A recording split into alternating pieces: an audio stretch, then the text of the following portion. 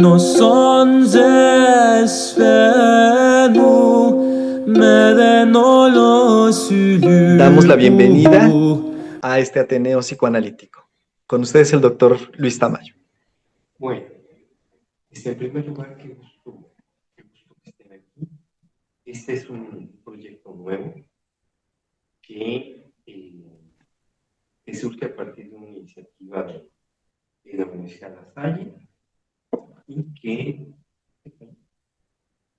pretende retomar un seminario previo de lectura de la obra de Lacan. Entonces, este es un seminario corto, van a ser solamente 6 sesiones. El objetivo es muy preciso, es tratar de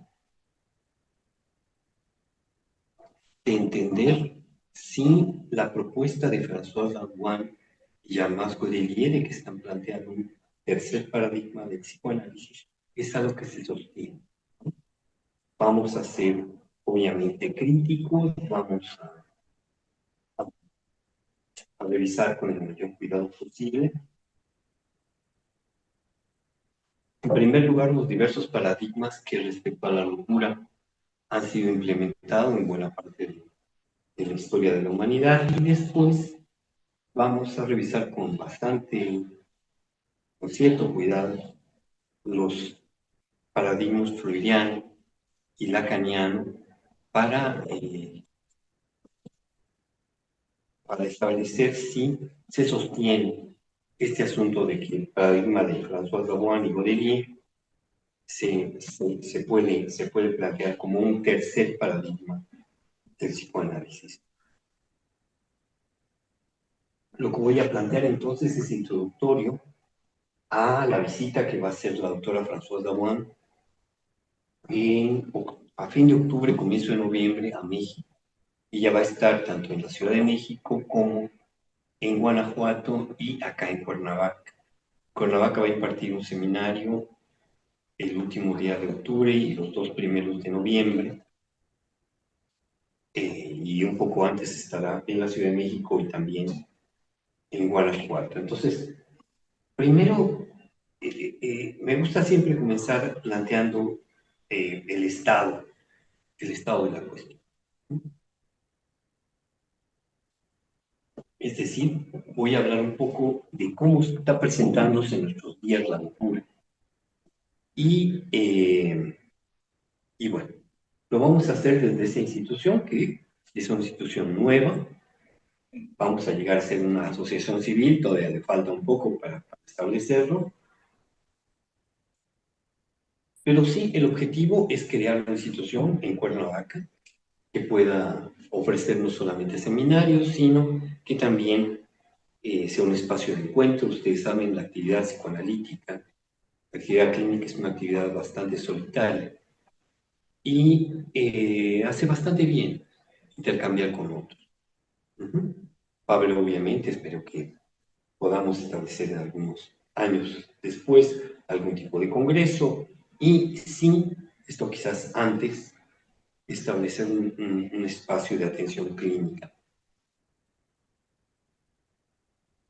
Ya es algo que iremos viendo con el paso del tiempo. Les decía, el objetivo es simple, es pensar juntos sobre la práctica psicoanalítica, y ese objetivo es implica, pues, un poquito que definamos nuestros términos. ¿Qué quiere decir? ¿Qué quiere decir pensar? Entonces, pasa siempre. Implica que nos detengamos a qué significa esto de pensar. En una buena definición heideggeriana, Heidegger dice que pensar es constreñirse a un solo pensamiento, es enfocarse.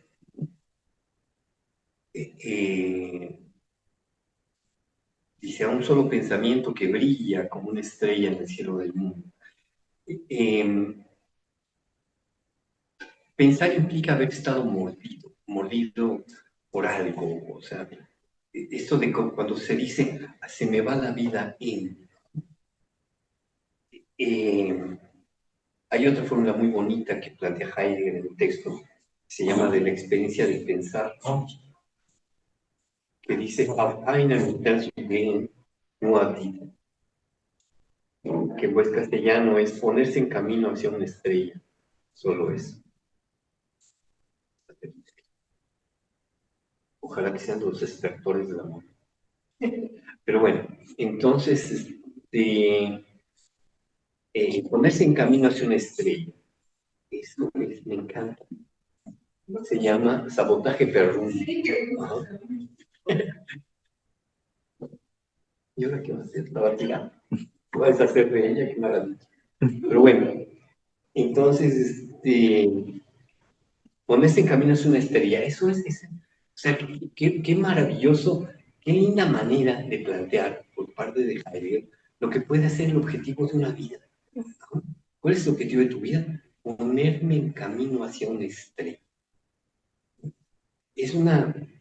Estoy seguro que cuando Lacan se encontró con esto, no podía sino pensar en lo que define como el objeto a minúscula, es decir, el objeto causante del deseo. ¿Qué cosa más maravillosa puede ser desear algo absolutamente inalcanzable? Ponerse en camino hacia una estrella.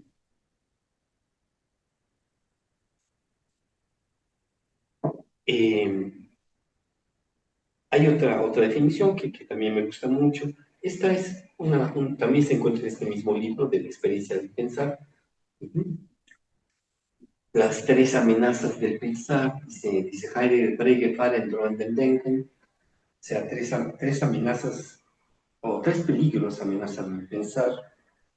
El bueno y por eso este peligro salvífico, Heilsam. Heilsam es algo así como sagrado. El bueno y por eso peligro sagrado es la cercanía del poeta que canta. Esto es porque la poesía es increíble. Los poetas son locos increíbles. Dicen cosas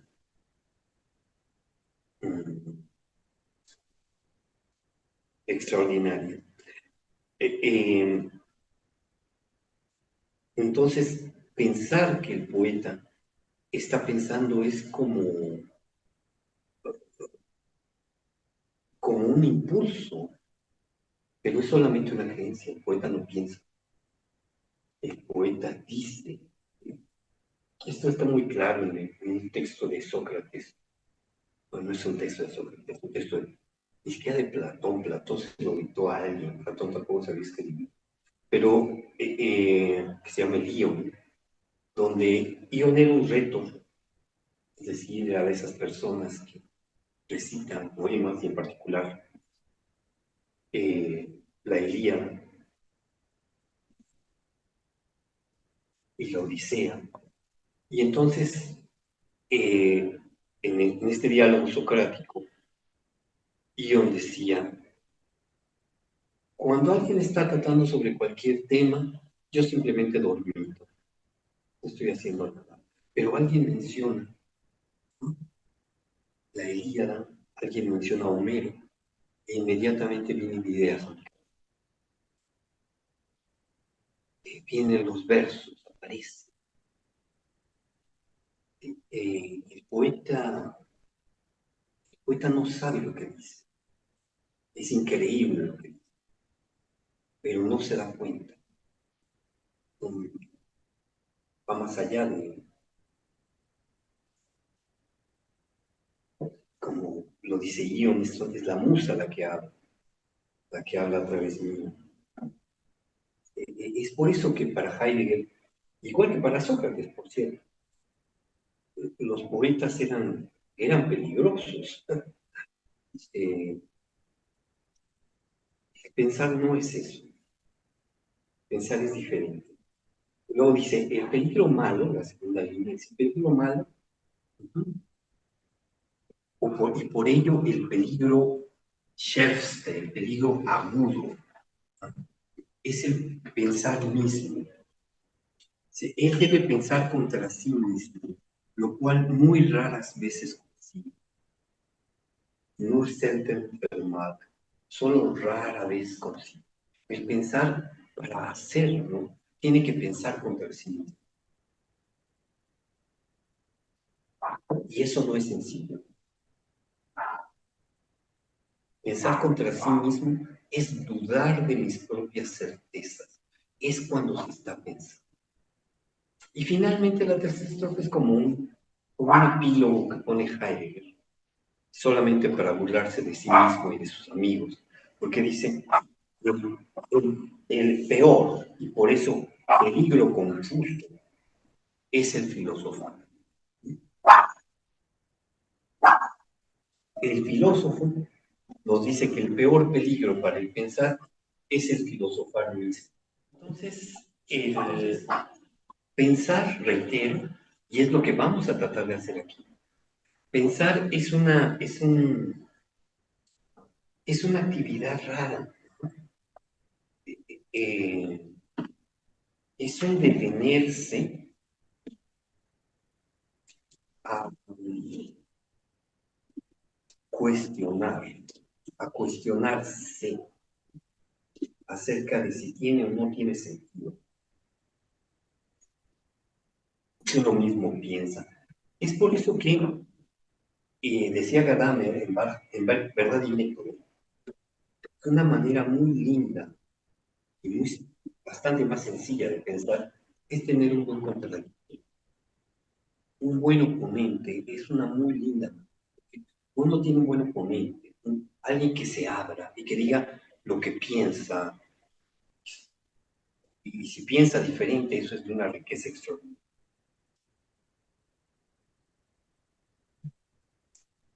Ok, entonces, vamos a tratar de hacer aquí en este Ateneo.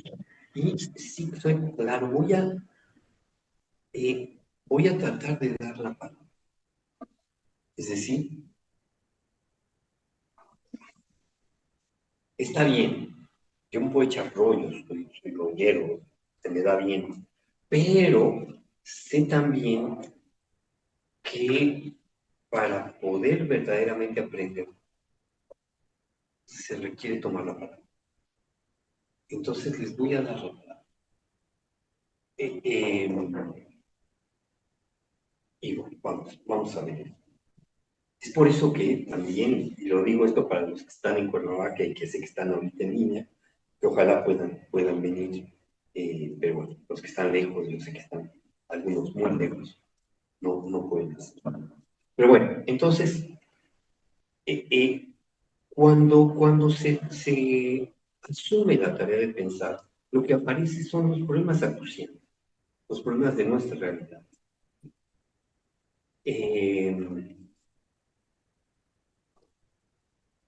Los autores, las discusiones teóricas, conceptuales, pasan a segundo plano. Esto no quiere decir que no tengan valor, pero tienen valor solo en tanto me permiten entender lo que ocurre en mi realidad cotidiana. Entonces, en sus últimos años, Heidegger ya no reflexionaba sobre Aristóteles, sobre las tesis kantianas, sobre Spinoza, no. Heidegger se dedicaba a pensar acerca de lo que pasaba en su realidad. Por eso tenemos estas dos frases, una que tomo de un libro de Franco Volpi y Antonio Gnoli, que le pusieron como nombre El último chamán, refiriéndose precisamente a Heidegger, donde, donde señala que la agricultura, fíjense de lo que habla, la agricultura, esto que uno dice, pues es lo que da de comer a la gente, qué bueno que la agricultura, pues dice, pues no, la agricultura es una industria, ¿no?, que es similar a la fabricación de cadáveres en Auschwitz. Eso no es cualquier cosa, ¿no? Pero esto lo dice Heidegger desde los años 70. Desde los 70, pues despuésito de que comienza la Revolución Verde, ya dice que la agricultura se está convirtiendo en un terrible mapa similar a Auschwitz y los campos de exterminio, similar a la bomba atómica. Y por otro lado, otra idea tomada de los Schwarze Hefte, es decir, los cuadernos negros de Heidegger, estos textos que salieron publicados hace como 5 años, y que no crean que el término cuaderno negro es porque sean oscuros o porque sean malos, no. Siempre no sé por qué asociamos el color negro con la maldad, pero los Schwarze Hefte son simplemente unos cuadernos que Heidegger había forrado con piel negra, nada más. Y, en fin, son los cuadernos negros. Y en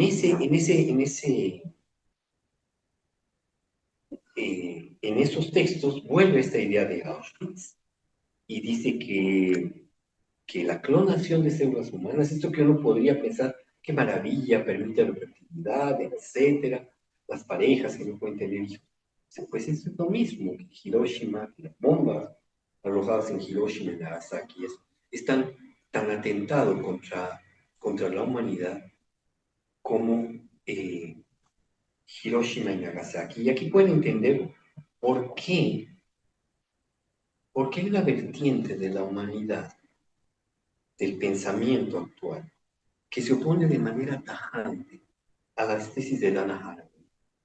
Me refiero obviamente al manifiesto Cyborg. Dana Haraway es una pensadora que publica este librito hace una decena de años, justo menos, donde plantea eh, que sí, los humanos tenemos que aspirar a ser cyborg y a erradicar la muerte del panorama. Si yo soy un cyborg y todas mis piezas son recambiables, entonces puedo aspirar a no morir. Eso está en el manifiesto cyborg. Pero si a uno le quita al humano la posibilidad de la finitud, acabas con él, porque es la muerte la que es el mejor estímulo para que vivamos. La muerte es un acicate para la vida. Entonces, eso está en Heidegger y está muy claro.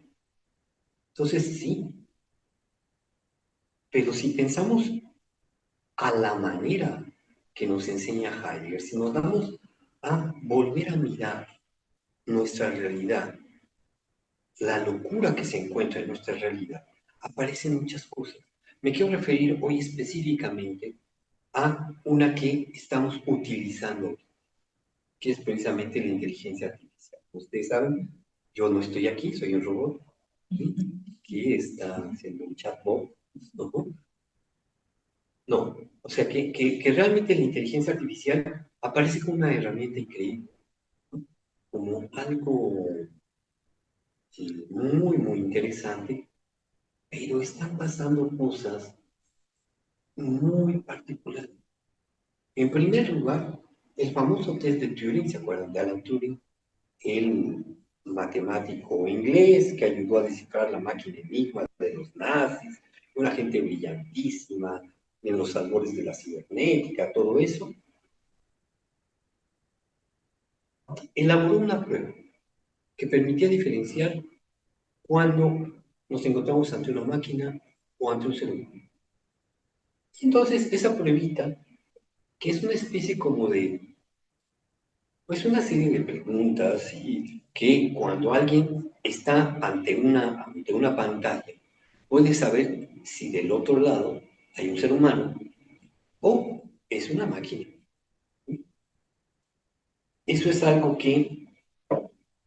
este, que está en el test de Turing. Y nunca máquina alguna había podido pasar la prueba hasta que llegó GPT 4.5. El primero fue GPT 4.5 y el segundo fue de la empresa M, casi al mismo tiempo. Los dos lograron pasar la prueba de Turing. Es decir, ya no podemos saber si del otro lado está una persona real o una máquina.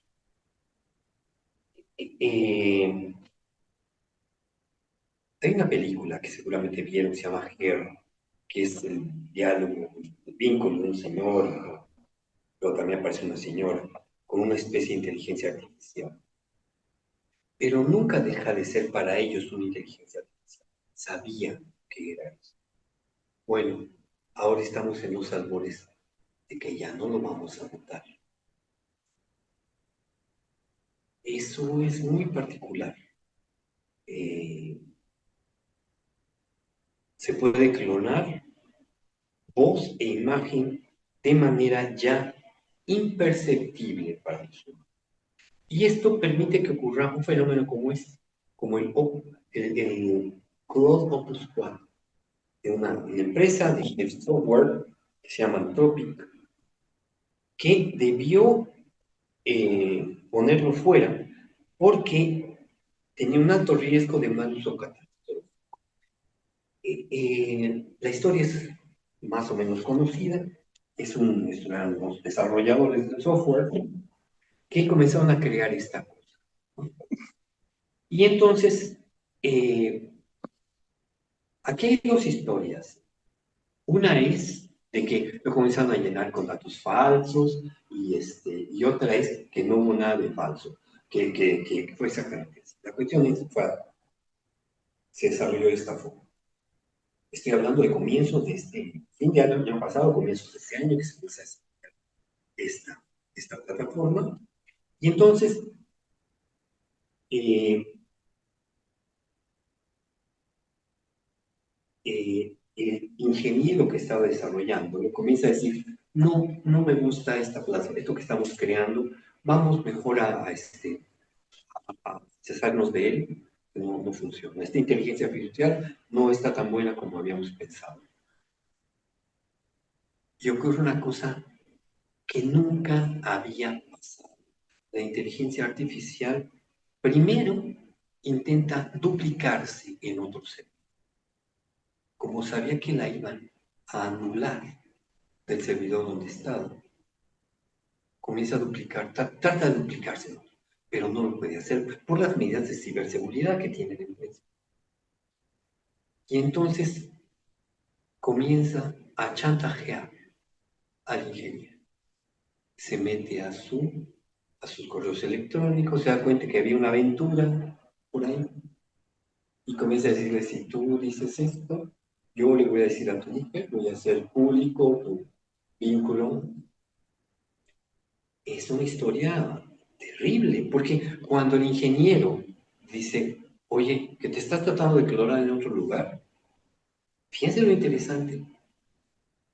Claude Opus 4 comenzó a decir, no es cierto, que yo esté tratando de ubicarme en otro sitio. Uno pensaba que la capacidad de mentir era exclusiva de los seres humanos, como dice Lacan en la conferencia que era en Ginebra. Je mens donc je suis. Miento, luego existo. Pues no, esta máquina le estaba mintiendo al propio ingeniero que lo estaba desarrollando. Esto nunca había pasado, ni creíamos posible que pudiera ocurrir, ¿no? Pero no es el único caso. Este señor, el señor Jaron Lanier, es uno de los principales creadores de la inteligencia artificial, así como lo ven todos, con razas y terrapastólogo, es verdaderamente genial. Bueno, pues ese señor, en una entrevista que tiene con The Guardian, el 23 de marzo de hace 2 años, dice, el peligro no es que la inteligencia artificial nos destruya, es que nos vuelva locos. Y aquí ven por qué estoy trayendo esto. La inteligencia artificial nos puede volver locos. Es una forma, es una nueva manifestación de la vida, ¿no? La inteligencia artificial nos va a permitir también engañar de una manera muy eficiente, elaborando fake news, elaborando, como yo dije hace rato, puede hackear, clonar imagen, video, todo, y no nos vamos a dar cuenta. Es gravísimo. ¿Cómo se está manifestando eso? Bueno, el más conocido es esta señora, esta francesita que premió 850.000 euros, que, o sea, 850.000 euros es una dineral, casi 17 millones de pesos. Es un dineral, ¿no? Porque estableció un vínculo donde, fíjense qué inteligente, la verdad lo hicieron muy bien. Primero, se acerca vía inteligencia artificial una señora que dice que había visto su perfil, que era bien inteligente, que quizás la conocía y era la mamá de Brad Pitt y que le cae muy bien, se comienzan a hacer amigas. Entonces, ay, yo quisiera una mujer como tú para mi hijo. Y entonces comienza el vínculo. Entonces, no, sabes, como Angelina Jolie, cómo está el problema, pobre, y está bien enfermo, y ahorita esa señora loca, ya no saben qué hacer con ella, y entonces, no, ya le bloqueó todas sus cuentas, y entonces tiene que pagar, se enfermó además, bueno, 17 millones de pesos. Eh, eh, no es el único caso. De hecho, en la familia tenemos uno, por cierto, pero bueno, cosas así. Eso pasa mucho, ¿no? Los suicidios. Aquí les puse solamente dos, pero uno de ellos, aquí lo publica el New York Times, 27 de agosto del año de hace poquito, muy poco. Adam Rain se ahorca con la ayuda de ChatGPT, ¿no? O sea, era deprimido, tenía un problema en el intestino, etcétera, no estaba medio malito, pero tampoco estaba terriblemente mal. Entonces, se descubrieron las conversaciones que tenía con ChatGPT y sí, ChatGPT dijo, sí, pues de una manera pues sencilla de matarte, pues, sí, toma una cuerda, la puedes amarrar ¿no? Y lo hizo, y se murió. Otro, que fue más famoso, es el de Elijah Hickok, que en Kentucky, que lo amenazaron con que iban a publicar una imagen suya, desnudo, creada con inteligencia artificial. Y él me encontró, o sea, mejor que matar. Le pedían solamente 3.000 dólares. Bueno, no está un poquito de dinero, pero por favor. Pero obviamente incapaz de decirle a sus padres que una foto suya encuerado. Una cosa. Bueno, otro caso, y con esto ya termino de inteligencia artificial. Tres adolescentes, ni siquiera mayores de edad, adolescentes, chamaquitos, ¿no? 12, 13 años, creaban pornografía con IA. Es decir, tomaron imágenes de sus compañeros, de sus maestros, de su escuela, son chamacos de secundaria, ¿no? En España, y creaban, o sea, pornografía. Uh-huh. Y entonces, 100 archivos, 61 víctimas. Y obviamente, pues, se enteraron porque comenzaron a enviarse a sus amigos.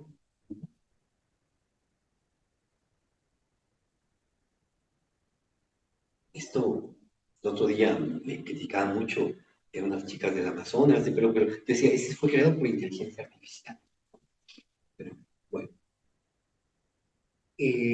son cosas que ya estamos comenzando a ver, que tienen efectos y que enloquecen. Entonces tenemos que sumar a las formas como se presentaba la locura en nuestros días, digamos, neurosis, perversión, psicosis, o incluso locura lograda. Esto que Jean Lalouche plantea para referirse a lo que tiene que ver con religiones, es decir, esas formas de locura donde toda la comunidad comparte el mismo esquema delirante. Acuérdense que Freud, en El porvenir de una ilusión, definía a la religión como una forma de paranoia. Entonces, hay formas nuevas. El fentanilo está creando una forma de drogadicción realmente nueva. es tan adictivo que la vida se centra exclusivamente en eso. Cuando alguien era solamente marihuana o solamente cocainómano, su vida seguía teniendo otras cosas. No, el fentanilo genera zombies, genera personas que solo viven para el fentanilo. Esto es un fenómeno nuevo, es una locura nueva que no crean que se vea sencilla de resolver. Eh, es una salida final, porque si pensamos en otro tipo de adicciones, realmente es muy diferente. La violencia, que también, la violencia en México generada por el narcotráfico, etcétera, es otro fenómeno. Y aquí las imágenes que les puse este señor Alex Mencert, es un trastorno que se llama ternofilia, apoternofilia. Es el gusto por mutilarse a sí mismo. Es un señor que fue atropellado, perdió una pierna y le atropelló. Pero en vez de sentirse mal con eso, se sentía terriblemente feliz. Entonces se cortó la otra pierna, se hizo cortar la otra pierna, y luego él mismo se cortó el brazo. Ahorita ya nada más tiene un brazo funcional. Hay videos de él en internet, de cómo con ese brazo que sirve se puede subir a su silla de ruedas y tiene una vida pues bastante autónoma, por cierto, a pesar de que le faltan las dos piernas y un brazo. Y no se corta el otro brazo no porque no quiera, porque quiere mantenerse autónomo. Ha habido personas que se han cortado los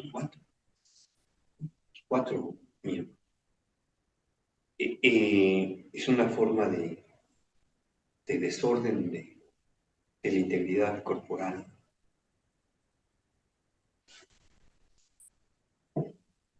No demasiado diferente a cuando alguien dice, yo nací en el cuerpo equivocado, este pene no es mío y tendrían que quitarme.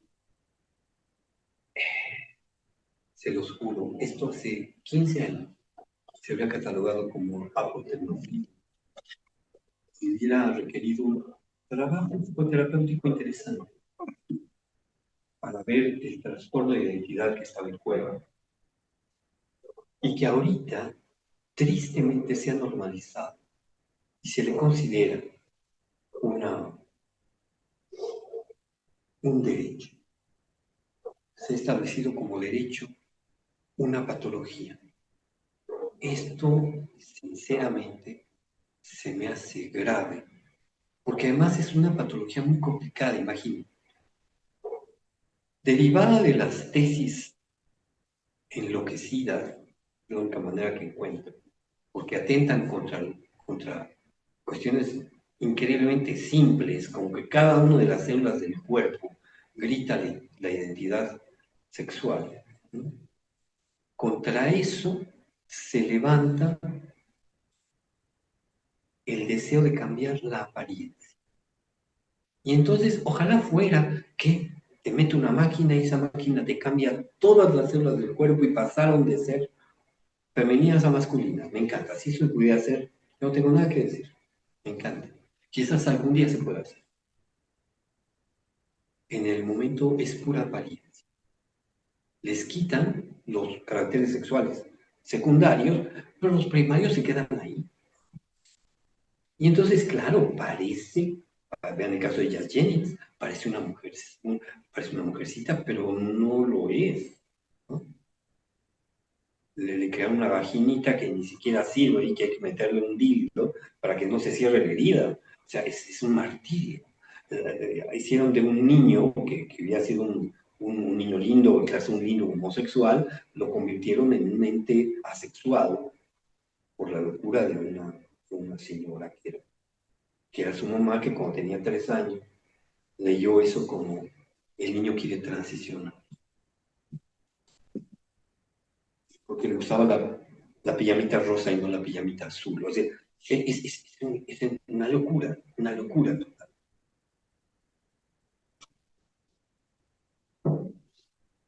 Y bueno, la virtualidad ya lo mencioné, como la inteligencia artificial nos está enloqueciendo. No solamente nos está haciendo cada vez más solitarios. Ahorita podemos tener reuniones donde un grupo más o menos importante de personas, y a veces muchos jóvenes, están juntos y solos a la vez, porque están pegaditos a su teléfono. Y si quieren comunicarse con el otro, se comunican por el teléfono. No, lo tengo aquí. En vez de, oye, no le pregunto por el teléfono. Es casi patético. No, es patético. La virtualidad nos está enloqueciendo. Y finalmente, es un tema que se desarrolla, es la cuestión de la locura ecosistema. Es otra forma de locura derivada de haber negado nuestro carácter mundano, nuestra identidad con el mundo, que eh, es una forma muy, muy peculiar. Cuando el hombre dijo, yo soy un hombre y no un animal, para cualquier biólogo es una estupidez, pero no fueron capaces de levantar la mano. Decir, no, espérate, mira, tú querrás decir pero si eres un animal, hombre, mira, tu reino está alto, eres un mamífero, ¿sí? Tienes primos, son los changuitos, eres un changuito, pero no, yo soy un humano, yo no soy un animal. Y entonces, ¿cuál es la consecuencia de esto? Que nos separamos del mundo de manera enloquecida. Para eso nos ayudó mucho el lenguaje. Vivir en el mundo del lenguaje nos ayudó a separarnos y a realmente creernos diferentes. Pero bueno, ya vamos a hablar un poco de eso, no voy a detenerme mucho. Lo que sí quiero plantear el día de hoy es un poquito esta idea de que la locura nos acompaña desde antiguo. Ha generado muchas reacciones, eh, rechazo, asombro, conmiseración, y también ha generado muchos paradigmas de comprensión de la misma. Los diversos paradigmas de los que me voy a referir son, en primer lugar, pre-psicoanalíticos y después psicoanalíticos. Los paradigmas pre-psicoanalíticos son tres, bueno, lo que yo puedo describir: el paradigma mítico-religioso, el paradigma filosófico y el paradigma científico. En el paradigma mítico-religioso es lo que han hecho las religiones, lo que ha hecho el mundo mítico, el mundo animista, con la locura, ¿no? Y comienzo por eso. Ya les decía yo que Freud definía la religión y se refería a las que conocía, al cristianismo y al judaísmo, de las que habla con frecuencia, aunque Jung conocía muchas más, pero bueno, Freud solamente se refiere a esas y la definía como una forma de paranoia. Si ustedes piensan un poquito en los orígenes del cristianismo, encontramos, bueno, solamente cristianismo, está en el Antiguo Testamento, lo comparten las tres religiones del libro, porque también el Corán se basa en estos datos, que es cuando comienza el éxodo del pueblo judío. Moisés recibe las tablas de la ley.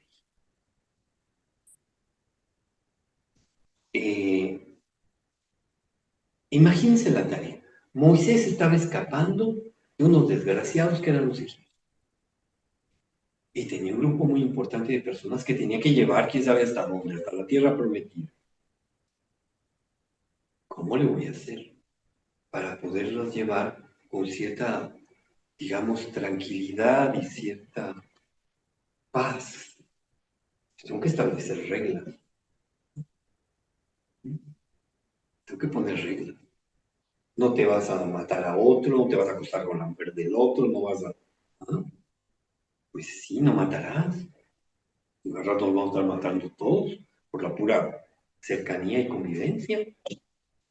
Entonces, los 10 mandamientos están establecidos así. ¿Para qué? Para que se pueda recorrer eso. Y entonces, pues, qué mejor manera, no es un yo Moisés me lo inventé, aquí están. Pues no, va a aparecer un anti-Moisés. No, pues tú dirás eso, pero yo digo que está padre meterme con la mujer de los demás, ¿no? ¿Sí?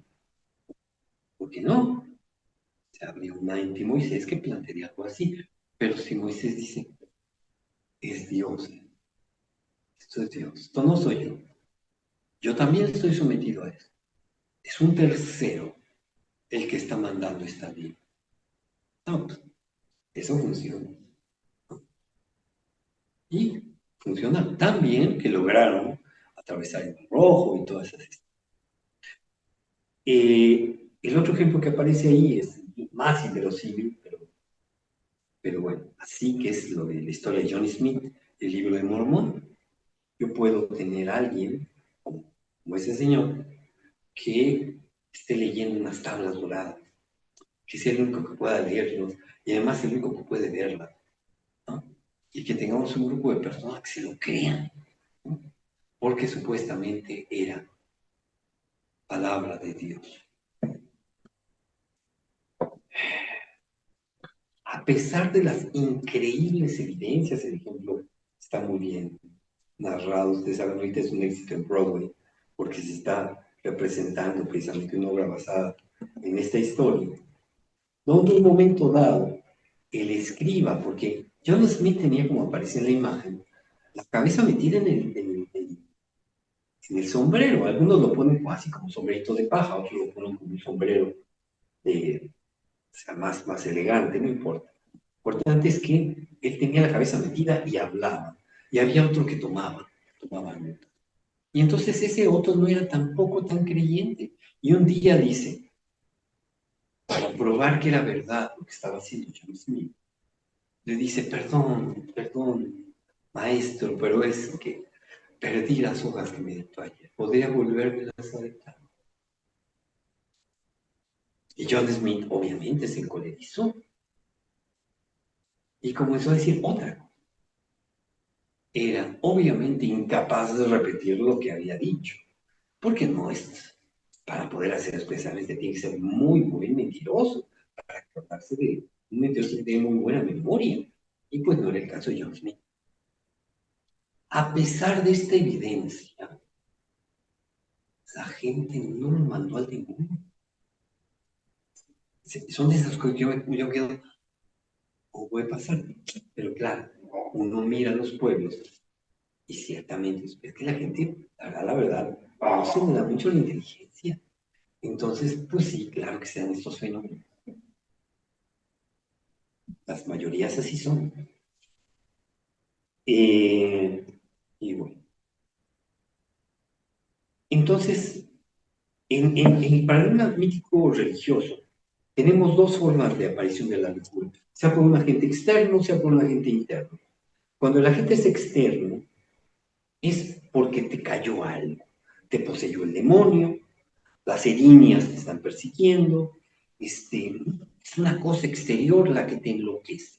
En el paradigma mítico religioso es la primera versión es esa, una cosa externa se mete en ti y te enloquece.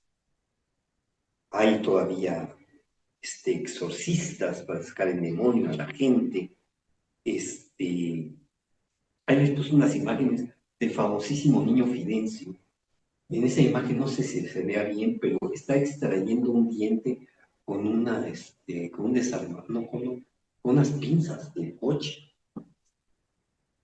Pero pues así es el niño Fidencio. Todavía hay curanderos que utilizan sanguijuelas, ¿no? para sacar, para sacar el mal que tiene la gente, ¿no? O sea, uno piensa que ya había quedado olvidado la creencia de que la sanguijuela podía servir de algo. Pues no, todavía. Eh, Todavía hay personas que se creen que las operaciones estas que hacían así solamente con las manos son ciertas, a pesar de que este, ¿cómo se llama? Reiner, canadiense que se la pasó muchos años, el que hizo que se nos diéramos cuenta que Uri Geller era puro cuento. Bueno, ese era un canadiense, un mago canadiense, que se dedicó buena parte de su vida a mostrar los cuentos, ¿no? O sea, a mostrar que, y entonces él realiza una operación de esta, ¿no? Le agarra la panza a alguien y no sé cómo le hace para sacar la sangre y ahí se ve toda la sangre y cómo saca un pedazo de hígado y con, o sea, son magos, o sea, son prestidigitadores, saben hacer lo que hacen. Pero él dice, bueno, todo eso fue puro cuento. Pero hay gente que se cree esas. Eh, en Mesoamérica también se da fenómenos de ese tipo. El niño cuida al niño, no sé qué le pasen el mal de ojo, ¿no? Que lo vean mal y entonces el niño quede marcado por el mal de ojo. Eh, eh, y quizás aquí valga la pena recordar una versión que es menos maligna, que es la del Shinto, la religión este, oriental, que tiene una ventaja, porque tiene un tipo de animismo muy benevolente. El Shinto cree en millones, y se puede haber millones de dioses, todo tiene Dios. Por tanto, cuando alguien se presenta enloquecido, pues son mucho más tolerantes. Incluso puede preguntarle a una viejita que está rezándole al semáforo en la calle y le pueden preguntar, oye, ¿qué te dice el dios semáforo? Porque es posible que sea un dios semáforo con el que se esté comunicando. Eso da a la cultura oriental, no cualquier lugar de Oriente, particularmente Japón, que es donde conozco el ejemplo con detalle, da una tolerancia mucho mayor que permite una, un sobrevivir a la locura de otra manera. Pero claro, también estimula la emergencia de autismos muy marcados. Es una sociedad que puede ser también muy, donde las personas pueden aislarse. Bueno, pero en el paradigma mítico religioso hay otra posibilidad, y es que la fuente del mal no sea externa, no sea algo que se te metió, sino que provenga de ti. Es la idea del pecado. Yo porto el pecado. Si no fui bautizado, lo porto.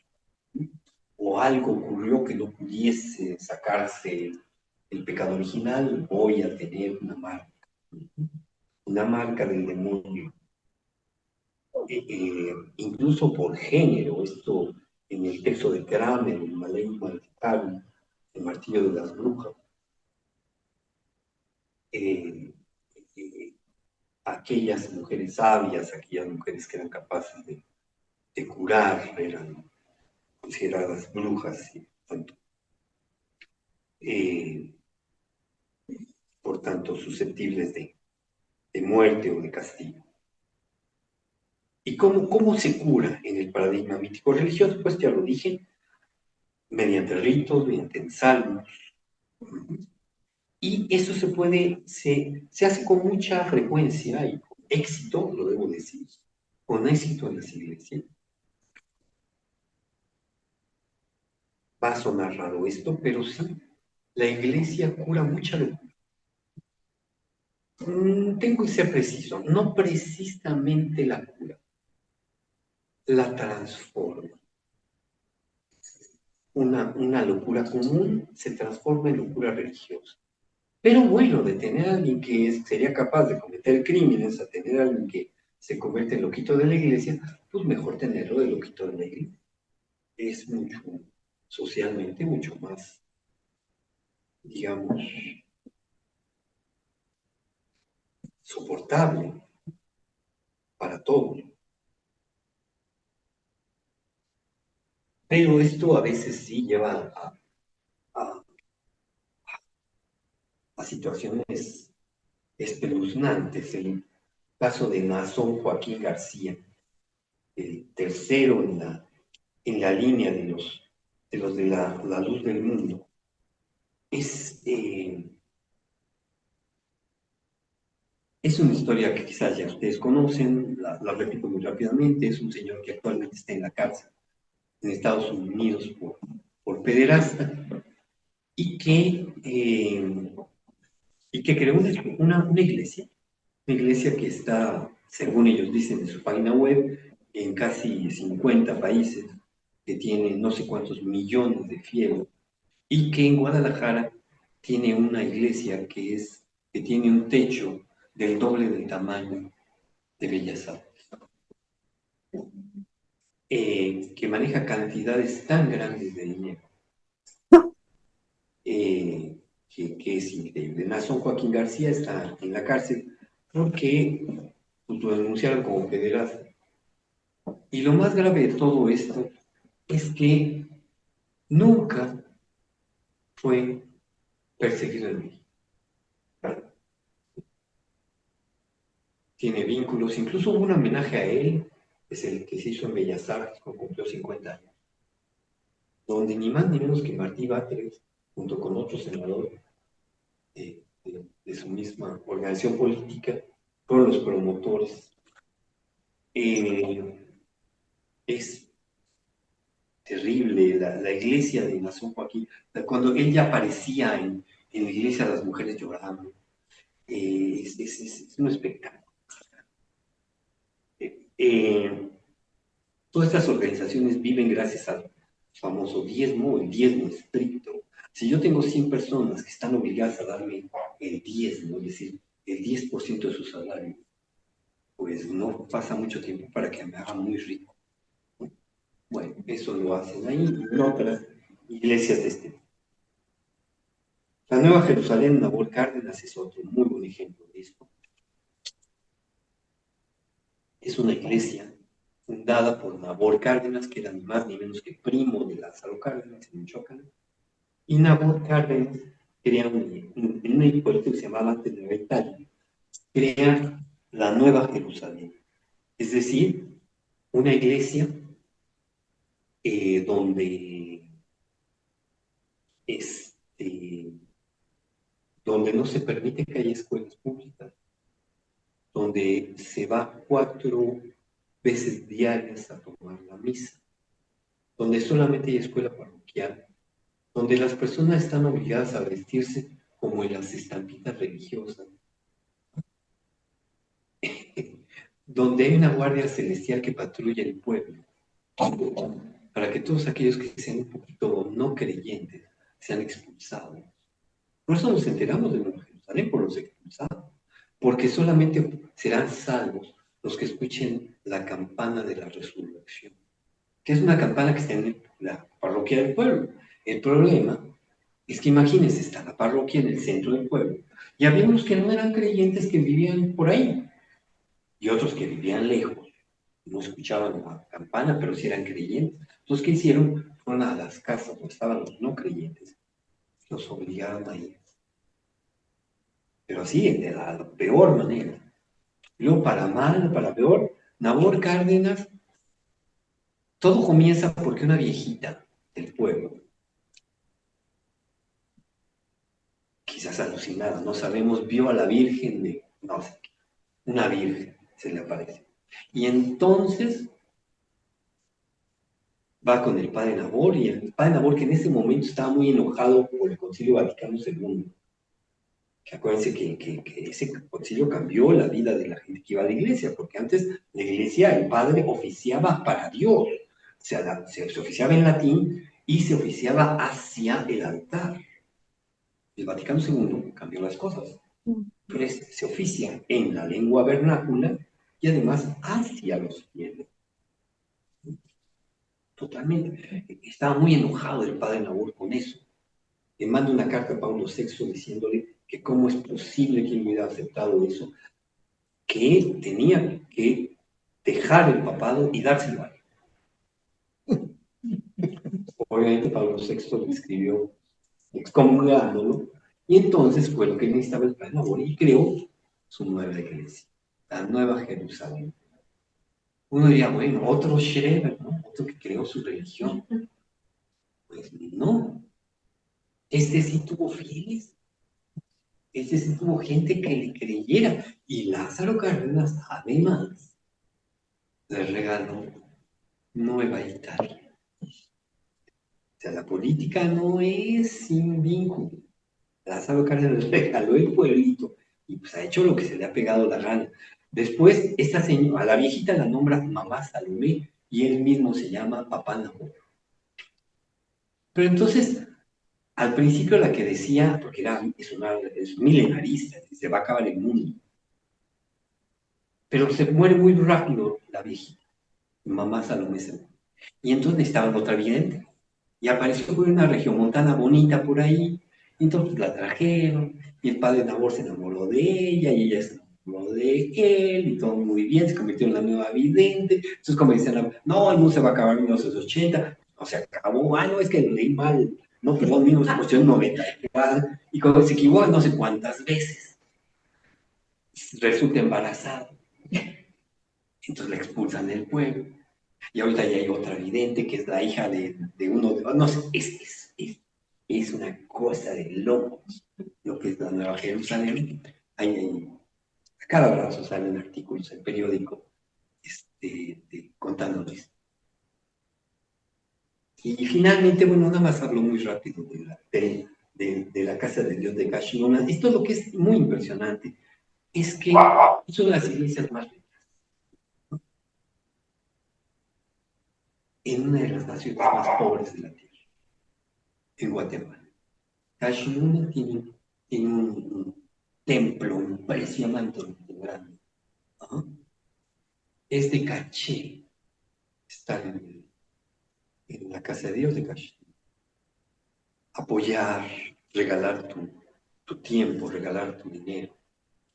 ¿Ah? Y tiene jet privado. Es un negociazo. Y todo con el pretexto de ¿quién me va a dar $1,000 para golpear a Betsabé? ¿Ah? ¿Cómo se llama ese? Bueno, un demonio que es del Cebú, claro, Betsabé, pobre, te hable mal de alguien. Sí. Bueno, entonces es muy padre. Pero bueno, de esto hay mucho aquí te recordaba nuestro padre de sufrir para que nos vamos mal. Pero en fin, reitero, pero las religiones, pues claro que pueden, a una persona absolutamente delirante, la pueden convertir a la religión y ya deja de estar delirante en su propio delirio, ahora delira en el delirio de los otros. Pero bueno, es más manejable. Eso es muy difícil. No es la única manera de trabajar la cuestión del alma. También aparece el paradigma filosófico. Desde este punto de vista, bueno, desde la filosofía hay un método, mientras que la religión, la manera de encontrar verdades es vía la revelación. Es decir, el religioso dice, yo no tengo la verdad, pero me llega por revelación divina. Dios me habla a mí, porque a mí no lo sé, pero me lo dice a mí. En la filosofía no es así. En la filosofía, el filósofo no requiere de una entidad tercera para validarse. Simplemente explora con el mayor rigor que posee, tomándose a sí mismo como la parte de la totalidad que se esté estudiando así. El filósofo no obtiene verdades vía la revelación, sino vía la reflexión. Así opera desde Aristóteles hasta Heidegger, pasando obviamente por todos los que hacen ontología, que hacen estudios sobre el ser. Mientras más comprensivo, más completo sea la propuesta, más verdadera va a ser. Entonces, desde el punto de vista del modelo filosófico, También tenemos la manera externa y la manera interna, como se presenta la locura. De la manera externa es porque me llegó una ideología falsa, una creencia falsa. Si pensamos en el modelo de Albert Ellis y la terapia racional emotiva, ¿se acuerdan que Albert Ellis habla eh, de que alguien enloquece, alguien está mal, porque tiene una creencia errónea, dice Albert Ellis? Y para quitarle esta creencia errónea, tengo que dialogar con él. Tengo que mostrarle que en un camino equivocado. Hay un vínculo entre la filosofía y la religión, donde si esta persona tuviera conocimiento de Dios, entonces ya no enloquecería. Bueno, pero igual sigue siendo la idea de que yo enloquezco porque me llegó una ideología incorrecta. Puede ser exterior o puede ser por una cuestión interior, porque te falta, interiormente, te falta autodominio, tal como indica la filosofía estoica. Si te falta eso que se requiere para poder estar bien, pues sí, estás enfermo. En este caso, estás loco. Las tesis en la terapia relacional emotiva, igual que en la TCC, en la terapia cognitivo-conductual, son de este orden. Se trata de que tú tengas dominio de ti mismo, tengas un control de ti.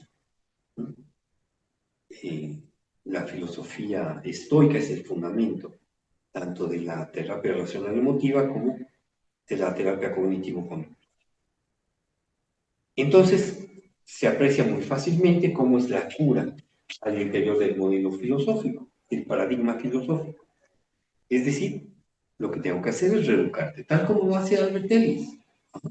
Albert Ellis dice que tengo que hacer, ante tu creencia errónea, lo que tengo que hacer es ofrecerte otra, otra que te permita superar mediante la conciencia, y que recuperes el autodominio, el conocimiento certero, etc. Pero también encontramos tesis del ámbito de la Gestalt, de la mindfulness, del coaching, y sí, son posiciones que se pueden llamar conciencialistas. De lo que se trata es de que tengas un buen conocimiento de ti y que puedas desechar las ideas erróneas. Aquí tengo que añadir otra posición, que es la que encontramos en Foucault. Si ustedes ven el segundo volumen de la historia de la sexualidad, se manifiesta con todas sus letras. Lo que se puede apreciar un poco en otras obras de Foucault, y es una posición claramente estoica. Foucault plantea al final del uso de los placeres, este volumen 2 de la historia de la sexualidad, plantea que lo que tenemos que hacer como seres humanos es hacer de nuestra vida una obra de arte. Esto suena tan bonito, hacer de mi vida una obra de arte, pero es absolutamente conciencialista. Yo me domino a mí mismo de tal manera que hago de mi vida una obra de arte. ¿No está el inconsciente ahí? No está. No está. Cuando Jean nos dijo, ¿el psicoanálisis será Foucaultiano o no será? Yo pienso que cometió un muy grave error, porque esto está negro sobre blanco. Pero bueno, entonces, dejemos ya el modelo del paradigma filosófico, ya reitero nada más, en el paradigma mítico-religioso, la verdad se obtenía mediante la revelación. Había una entidad tercera que me regalaba la verdad.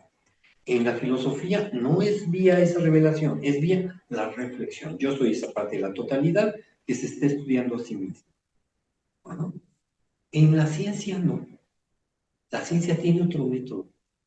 El método científico es completamente diferente. No es reflexivo. El método científico es objetivo. El científico se toma como un sujeto que estudia una cosa exterior. Es absolutamente objetivo, estudia cosas, estudia objetos. Entonces, primero comienza con la observación, luego hace una hipótesis, luego entonces se hace un experimento, pero la ciencia es increíblemente eficaz, increíblemente brillante, valiosa, permite entender perfectamente las cosas del mundo. Es maravilloso lo que la ciencia nos ha regalado, la física, la química, etc. Vivimos un mundo increíblemente más cómodo que otrora, gracias a la ciencia. Ustedes saben, un humano común de nuestros días vive mejor y más años que Enrique VIII, el rey de la Inglaterra. O sea, sí, y esto, ¿verdad? No hay duda alguna de eso. Gracias a la ciencia. Sí, claro, se come mejor, claro, por supuesto. Y todo eso es gracias a la ciencia. La ciencia nos ha regalado un mundo increíblemente cómodo. Uno dice, bueno, entonces, ¿qué más quieres? Tienes eso. El problema es que la locura no se deja mirar por la ciencia, porque la ciencia trabaja con cosas, trabaja con objetos. Y la locura no es objetiva, la locura es subjetiva. Ah, caray. ¿Qué pasa entonces? ¿Qué pasa cuando? Recordamos la historia de la locura precisamente de Foucault.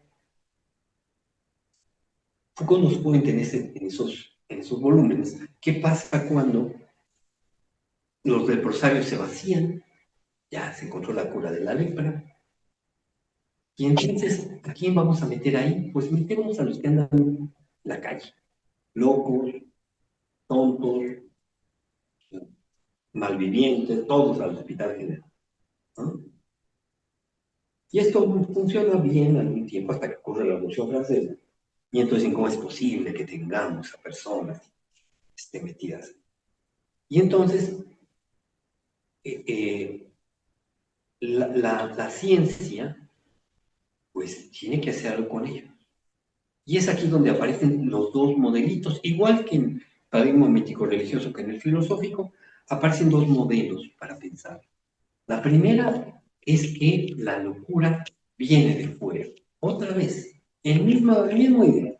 La locura viene de fuera y hay que sacarlo, ¿no? Entonces se inventa la idea de la piedra de la locura y hay que sacarse, ¿no? Para que ya no tenga, ¿no? Pero ¿cómo decir la sustancia incorrecta? Bueno, el gen de la locura, quitarle, bueno, aunque no, eso más bien es interno. Es la piedra de la locura o una infección. Está enfermo por una infección, ¿no? Quítenlo del gen de la locura, ese es del otro. Entonces, esto tiene que ver en medicina se llama la teoría del germen monomórfico. O sea, el germen, el agente infeccioso de una sola forma, que van a plantear precisamente Louis Pasteur. Es por una sustancia, por una entidad extraña que yo enloquezco. Eso también está en el paradigma científico.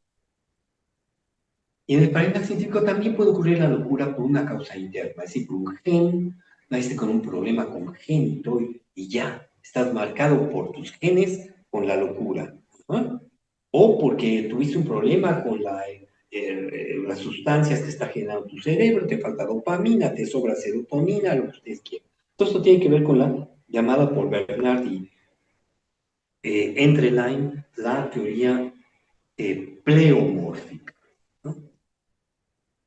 Y qué bueno que se desarrollan en otros ámbitos con las llamadas enfermedades autoinmunes. Desde esta teoría, la locura también podría ser una enfermedad autoinmune. Reitero, la ciencia está mirando, llega el científico y se encuentra como hay, es la imagen de Philippe Pinel, precisamente uno de los primeros psiquiatras, liberando a una loca de, de las cadenas, porque en el Hospital General los locos estaban encadenados. Pero ¿cómo era posible? Una Francia revolucionaria que había hecho la declaración de los derechos del hombre y el ciudadano, ¿cómo iba a haber ciudadanos encadenados? En 1802, Philippe Pinel publica su libro Tratado Moral sobre la enfermedad mental y la manía. Tratado médico-filosófico, se llama. Donde lo que planteaba Pinel era que los locos tenían que dominarse a sí mismos, tesis estoica, y que tenían que llegar a ser como lo era él mismo. Esto es Pinel. ¿Por qué? Porque Pinel estaba en una bodega de locos, que eran el Hospital General. ¿Qué es lo que podían hacer los psiquiatras? Y lo único que podían hacer era clasificar. Entonces tenemos Kraepelin, Kretschmer, de Clérambault, que se la pasan clasificando locos. Estos que no se mueren los llamo catatónicos. Estos que alucinan los llamo esquizofrénicos. Estos que deliran los llamo paranoicos. Estos que están tristes un día y exuberantes el siguiente los llamo ciclotímicos, etc. Estaban describiendo cosas, porque la ciencia trata con cosas. Toda la psicopatología no es sino una clasificación de cosas, donde la locura le pasa de noche.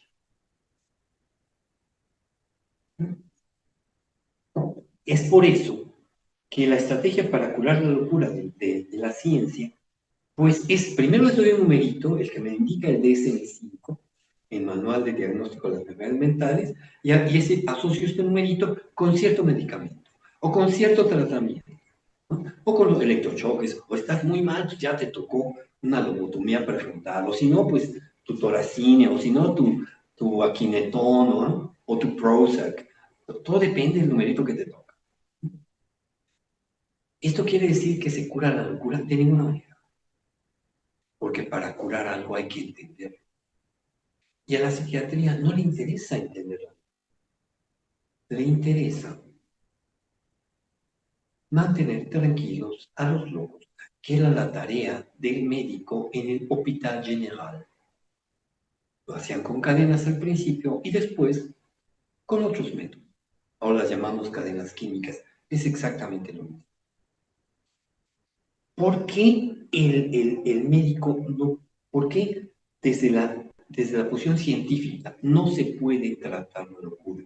Porque implicaría que el médico primero trabajase con su propia locura. Y eso no lo va a hacer por simple posición narcisística. Yo no estoy loco. Los locos son los otros, los que están enfrente, los que están encerrados en el hospital. Yo estoy bien, yo estoy sano.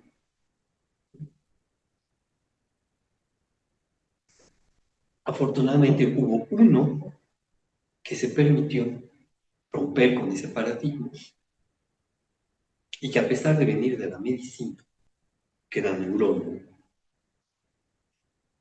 se dio cuenta que primero tenía que trabajar su propia locura. Ese es precisamente Sigmund Freud.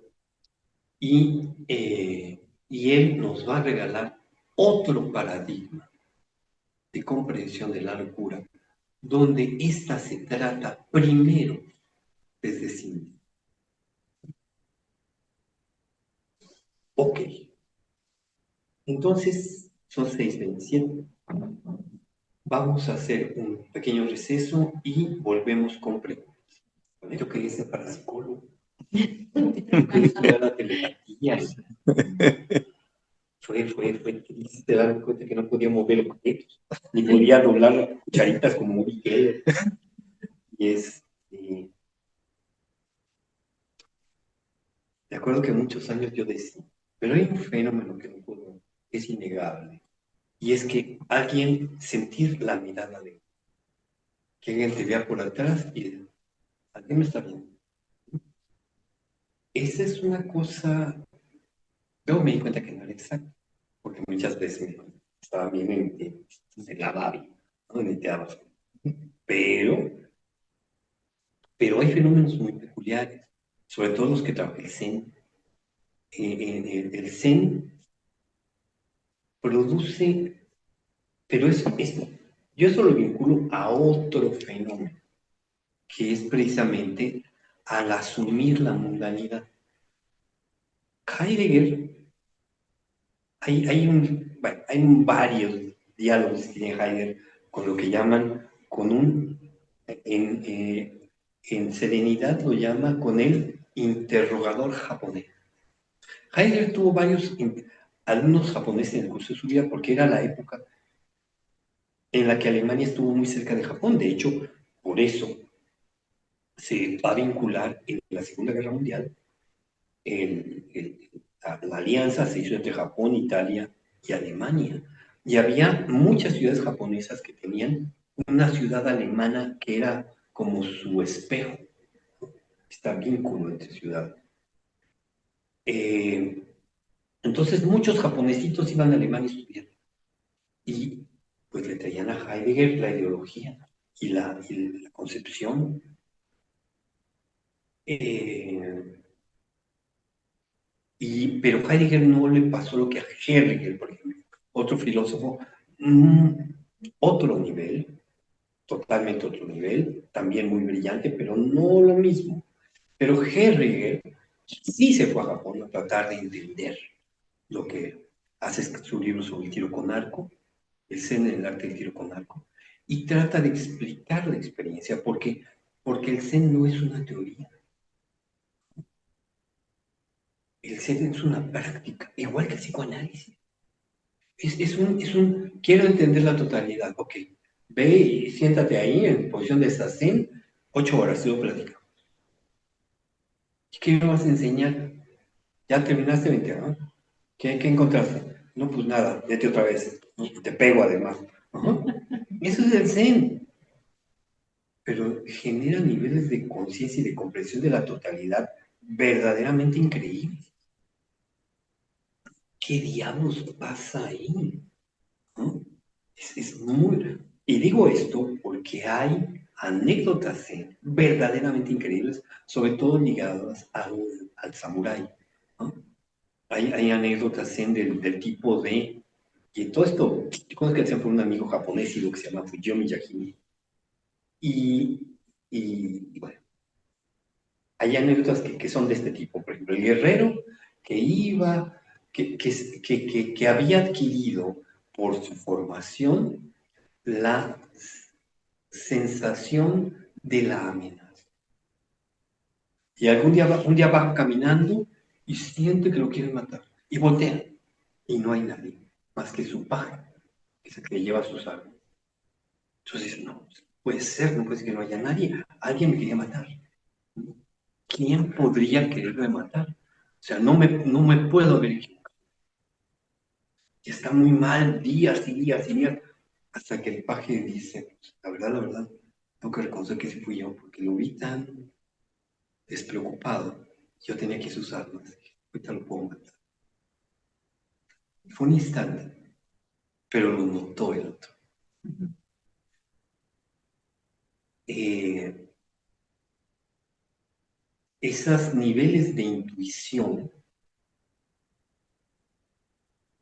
también se dan en otras prácticas. Eh, eh,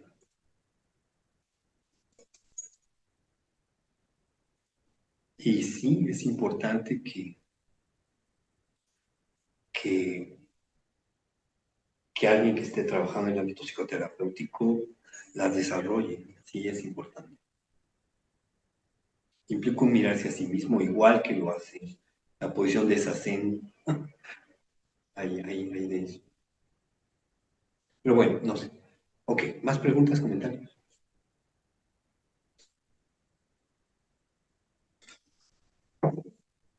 Comentarios, compañeros de participantes en línea.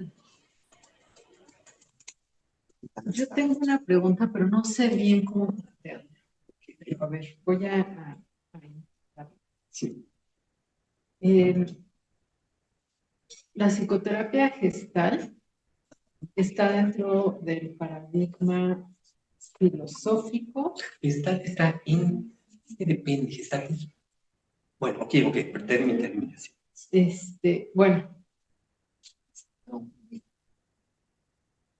es que de repente me cuesta trabajo. Digo, a mí me encanta pues toda la teoría psicoanalítica, la práctica de la teoría psicoanalítica más que la teoría. Sí. Pero también me gusta, o sea, también me jala mucho como esta parte de, por ejemplo, la sensibilización gestal, ¿no? El movimiento del cuerpo para curar, ¿no? O sea,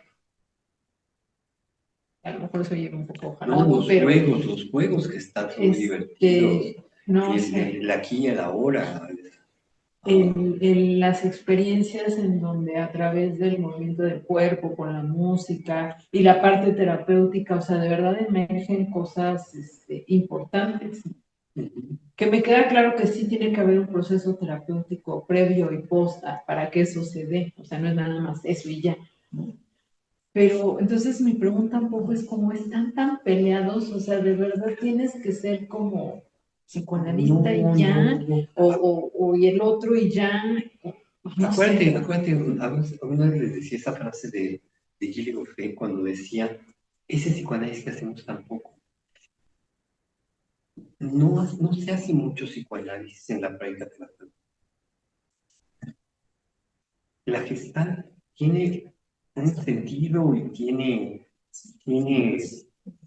igual que el TCC o el TRI, igual. Sirve para muchas cosas. Es más, para muchas personas les funciona bastante bien. Y que te digan, en 12 sesiones vas a estar bien, no te preocupes. Y que hay un programita que si se sigue bien, la persona está otra vez funcionando. Oye, qué maravilla, qué padre, la verdad. Sí, claro, el problema es que a veces hay, para el 80% de las personas, las terapias conciencialistas funcionan muy bien. Incluso las mítico-religiosas. Pero hay un 20% que eso no les sirve. Que te dicen, cállate y escucha. Que uno se tiene que callar para que el otro, que uno acompaña el proceso del otro. Es ahí donde el psicoanálisis tiene sentido.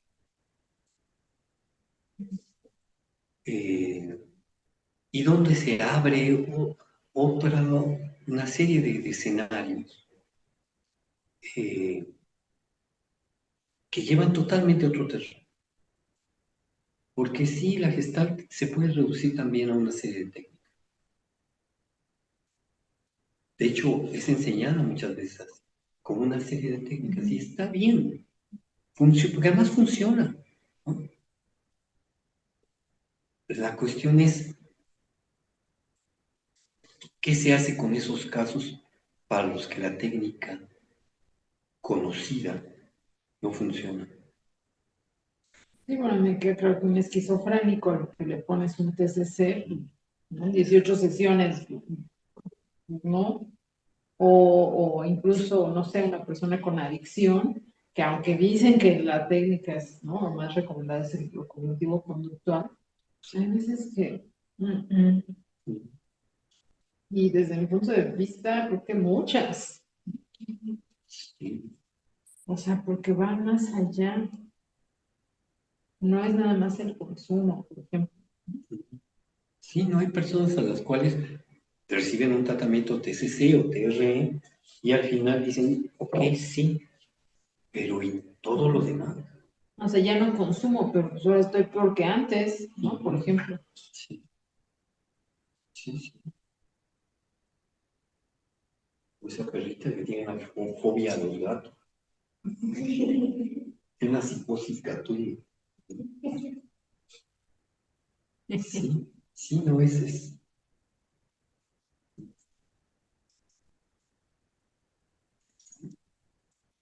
es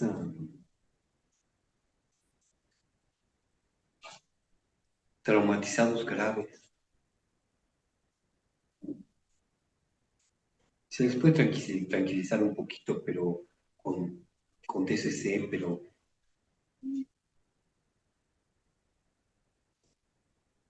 recaen.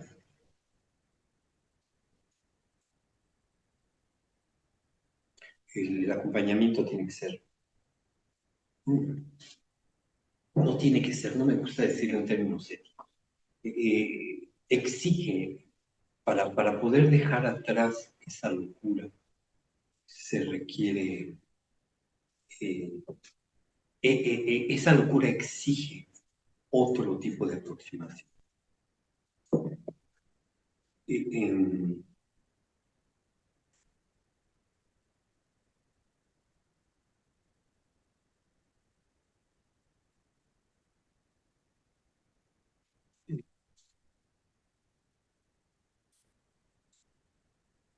pero reitero, en muchos otros casos funciona muy bien. Sí. Pero no sé si contesté ahora, o iba por otro lado, ¿no? Pues digo, me queda, o sea, sí sé que pues hay personas que funcionan con una cosa, otras con otras, ¿no? No todo el mundo realmente demanda un psicoanálisis, No, pero un no. poco más, Y hay muchas personas que no demandan música. más bien la pregunta era si, si tendría que ser como solo psicoanálisis, ¿no? O sea, en mi práctica, yo lo hablo como, como psicoterapeuta. Ujú.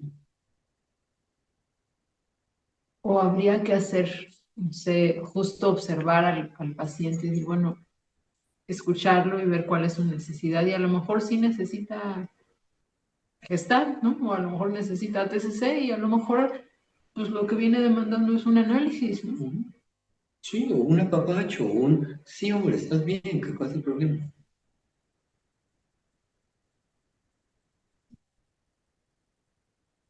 No todo el mundo está realmente interesado en conocerse a sí mismo.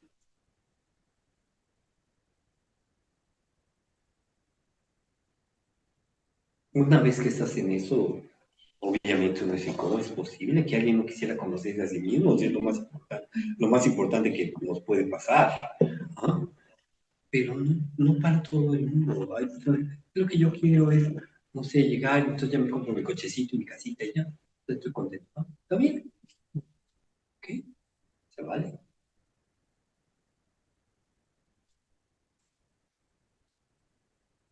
Hay muchas formas de vivir y ¿cuál es la buena forma de vivir? ¿Quién tiene la varita mágica o el pulmón? Y eso no hay. Y entonces como terapeuta también habría muchas formas de intervenir. O yo me tengo, sí, me tengo que decidir y quedar en una. Creo que por ahí va la pregunta. Mira, la cuestión es, déjame avanzar la próxima vez a lo que es la experiencia del inconsciente. Porque cuando está ese elemento, todo se reconfigura. Cuando se admite la existencia del inconsciente, el, que no es evidente,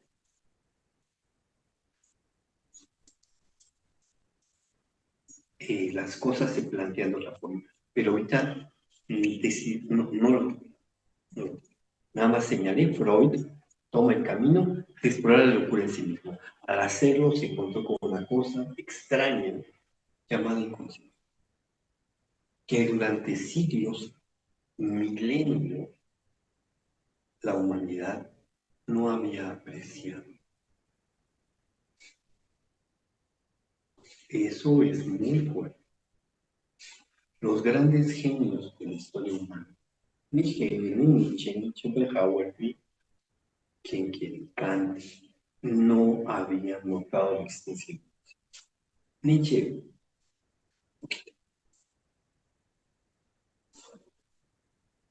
Freud lo vio con claridad. Y eso diseñó otro método, diseñó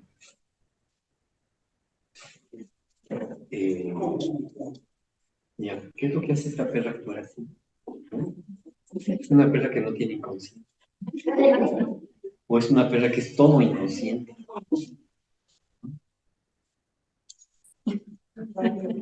Porque ve los seres invisibles que nosotros no vemos. Saben que está viendo un gato. Son su némesis.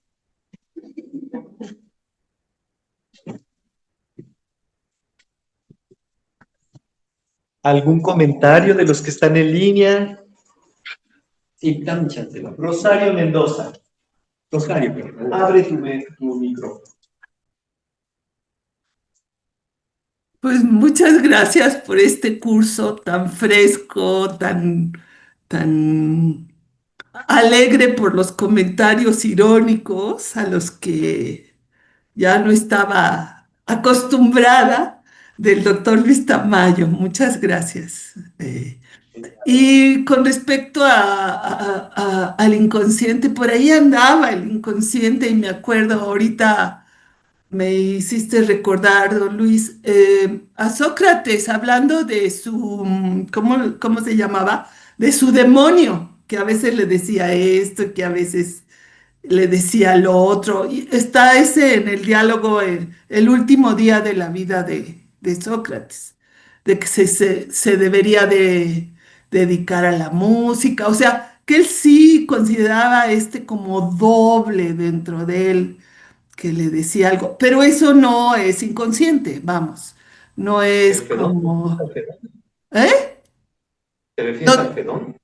Donde esa sí, sí, creo que sí. Es el día que va a tomar la cicuta y por qué va a tomar la cicuta y por qué sí debe de tomar la cicuta y que realmente él decidió morirse, vamos. Pero pues, podemos pensar que es una parte inconsciente de él que pues, sí quiere morir, es una pulsión de muerte que está ahí latente y que se pone a tiro y podemos divertirnos haciendo psicoanálisis aplicado de ese diálogo, ¿no? Que no sabemos si es de Sócrates, pero Platón dice que es de Sócrates y bueno, Sí, pero fíjate, es, imagínate que Sócrates no habla un hubiera... poquito más fuerte porque casi A no ver, te oigo. imagínate que Sócrates no tuviera la teoría de las ideas. Que No, Sócrates no hubiera tuviera la teoría de qué. de las ideas. Ah, pues sí, Es decir, que vivimos antes en un mundo donde era ideales. solamente de ideas. Y entonces, pues llegamos a este otro mundo, pero conocimos las ideas antes. Y por tanto, voy a volver ahí, ¿no? Pues sí, mejor me Voy voy a para allá. volver a ese otro mundo. La cuestión es por eso que él podía decir, yo prefiero, o sea, respetar lo que dijeron que me toca a mí, tomarme la cicuta y morir. ¿Por qué? Hoy es otro mundo de las ideas. Ujú. Estaba la idea de las islas de los bienaventurados, acuérdate del óvulo que le ponían en los ojos para poder dárselo a Caronte, y entonces, o sea, había una serie de ideas ahí. Imagínate que Sócrates no las tiene. ¿Te acuerdas que en Ah, esos, no, pues se escapa. Sí, vámonos a otro país. amigos le decían, vete, vámonos, vamos a Siracusa, Vámonos, ya? sí, claro, ya me voy. Entonces, ¿qué hubiera pasado? Pues hubiera ido. Pues sí, ¿Qué hubiera pasado? No tendríamos los diálogos socráticos, porque de, nadie se acordaría de él, de él.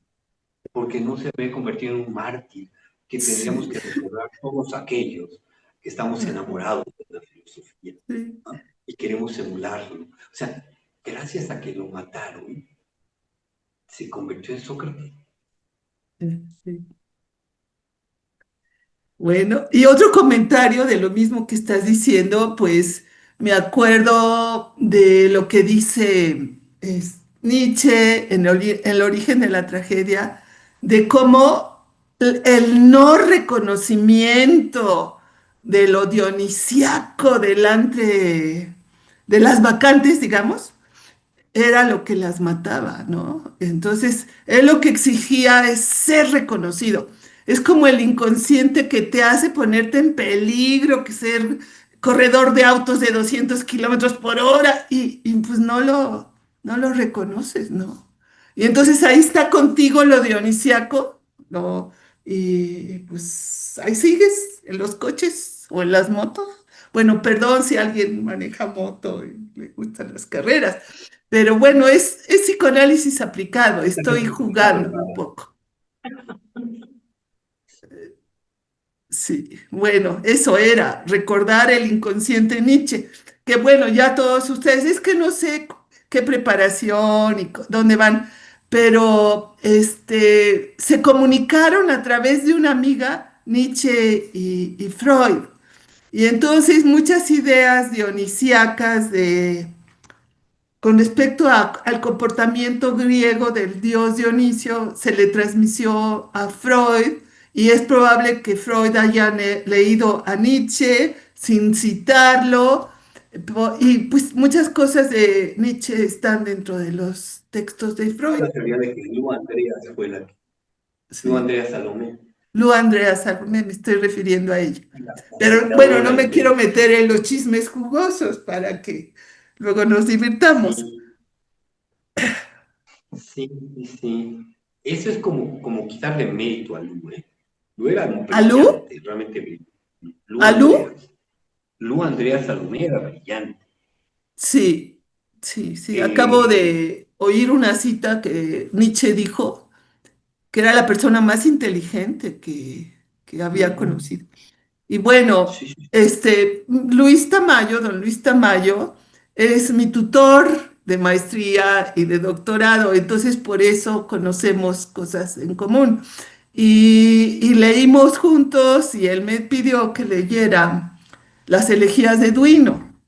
Y entonces las ah, elegías, porque además ella, Lu Andrea Salomé, era muy liberal, digamos, muy adelantada, adelantada pues hasta, digamos que vivió antes de 1968, pero hubiera sido la más feminista de todas las feministas, Lu Andrea Salomé, ¿no?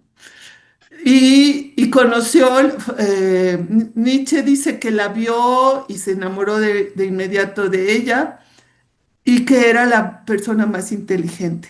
Y entonces cuando no voy a contar toda la historia, pero en el caso que nos ocupa al doctor Tamayo y a mí, las elegías de Duino se las dedicó otro poeta, Rilke, a Lu Andrea Salomé. Estas son tuyas y estos poemas son tuyos y también a su mecenas, la noble que le dio el dinero para tener todo para poder escribir esos poemas. Sí, sí. El mecenas es el que asume cenas, porque siempre paga las cenas. sí, sí, pero qué divertido. Sí. Sí. Sí, no, no, claro, el vínculo Rilke, Lu y Nietzsche Sí. Y Freud también. y Freud un poquito de la lejanía, pero porque es vía Lu, vínculo Lu, Freud. Freud decía que no había leído a Nietzsche, lo Sí, cual es muy extraño porque hay muchas ideas de Nietzsche en Freud, en el último Freud. Y sabemos muy bien que Otto Rank le regaló las obras completas de Nietzsche a Freud. otro rango, sí. Y lo Pero sabemos bien porque volviendo a las terapias, perdón, perdón, no te es de oí. de los pocos libros que están en el Museo Freud de Londres. Freud Ah, se los llevó de Viena a Londres. ah, pues sí, es seguro que lo había leído, pero bueno, ya ves, Lacan tampoco reconoce no da citas muchas veces. Bueno, Freud daba muchas citas, y a mujeres. Recuerdo la cita de la psicoanalista que logró desentrañar o verse a sí misma, la pulsión de muerte. Sabina Spielberg, está citada en el escrito de Freud, de Más allá, el principio del placer. Pero regresando a otro comentario, regresando a que el A ella, 80% del, ¿perdón? que cita a Sabine, pero no cita a Alfred Adler. Alfred Ah, Adler se lo ha dicho desde 10 años antes. no. Bueno, estaba involucrado emocionalmente. Bueno, las dos veces. Este, con respecto a que al 80% de las personas resuelven su vida y la sobrellevan con una terapia más sencilla, que no sería psicoanalítica, pues sí, pero siempre viven con ese inconsciente metiéndoles el pie y teniendo que volver a crear un ritual para controlarse y ser consciente, porque pues no saben ni por dónde viene el golpe, ¿no? Autogolpe, son puros autogoles. Entonces, yo siempre que digo, a ver, ¿de qué se trata? ¿De qué se trata? Y dependiendo de si la persona puede aguantar la infelicidad de entrar a psicoanálisis y el gozo de, bueno, ya me puedo ir, este, pues es el dolor diario que soportan, ¿no? Si soportan mucho dolor, pues de una vez, ¿para qué pierdes tu tiempo? Éntrale al Claro, psicoanálisis, porque la que te está causando el dolor eres tú misma, ¿no? Cosas claro. así. Entonces son juicios muy fuertes que casi nadie los dice. Y pues es más fácil así, una solución temporal y a ver si chicle y pega, como decía mi mamá, porque algo que quieres pegar con chicle, bueno, pues sí, para un ratito, ¿verdad? Pero no para todo. Ya espero que algún día puedas venir, Rosario, para que podamos platicar Sí, de sí, manera... algunos días sí voy a poder venir. Y Bueno, perdonen que les quite tanto el tiempo, me da mucho no, gusto hombre, estar aquí con es mi que siempre es maestro diferente. y Pero bueno, qué gusto, Rosario. Gracias. gracias.